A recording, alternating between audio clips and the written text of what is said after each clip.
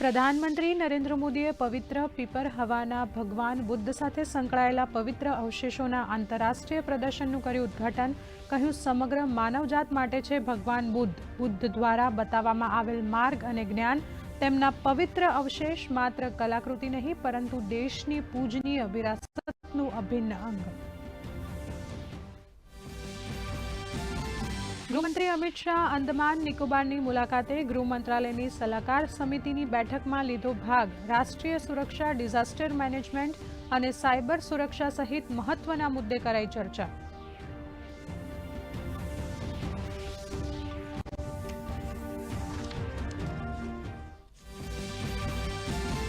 દેશની પ્રથમ વંદે ભારત ટ્રેન ગુવાહાટીથી કોલકાતા સુધી દોડવા તૈયાર. આધુનિક સુવિધાઓથી સજ્જ ટ્રેનમાં મુસાફરોના આરામદાયક સફરનું રખાયું છે વિશેષ ધ્યાન.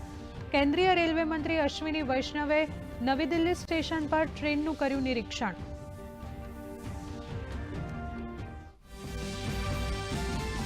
ગાંધીનગરમાં ટાઇફોઇડના કેસ વધતા સરકાર એક્શનમાં. નાયબ મુખ્યમંત્રીએ સિવિલ હોસ્પિટલની મુલાકાત લઈ દર્દીઓના ખબર અંતર પૂછ્યા. કહ્યું, દર્દીઓની સારવાર માટે 22 નિષ્ણાંત તબીબોની ટીમ તૈનાત. ગાંધીનગર લોકસભા સાંસદ અને કેન્દ્રીય ગૃહમંત્રી અમિત શાહ સતત સમગ્ર સ્થિતિનો લઈ રહ્યા છે રિવ્યુ.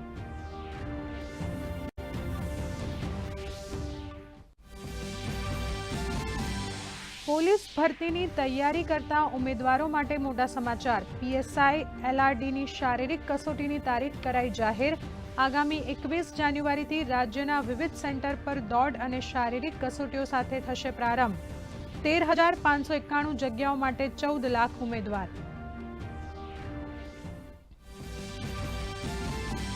રેશન કાર્ડ ધારકોને બાયોમેટ્રિકની ઝંઝટમાંથી મળશે મુક્તિ. રેશન વિતરણ વ્યવસ્થામાં હવે QR કોડ સ્કેન કરતા જ મળશે અનાજ. ડિજિટલ ફૂડ કરન્સીના પાયલોટ પ્રોજેક્ટ પ્રૂફ ઓફ કોન્સેપ્ટનું અન્ન અને પુરવઠા વિભાગના અધિક મુખ્ય સચિવે કર્યું લોન્ચિંગ.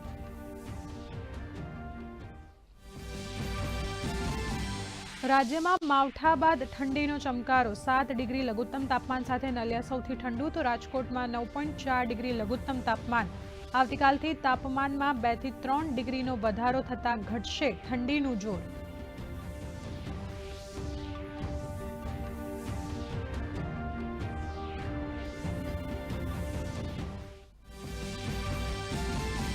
અને અમેરિકાએ વેનેઝુએલાના રાષ્ટ્રપતિ નિકોલસ મોડુરુને બનાવ્યા બંધક. પત્ની સાથે દેશની બહાર લઈ જવાયા. ડોનાલ્ડ ટ્રમ્પે સોશિયલ મીડિયા ઉપર આપી માહિતી. ઈરાન, રશિયા, મેક્સિકો અને કોલંબિયાએ અમેરિકી સૈન્ય કાર્યવાહીની કરી નિંદા, તો સ્પેને કરી મધ્યસ્થીની વાત.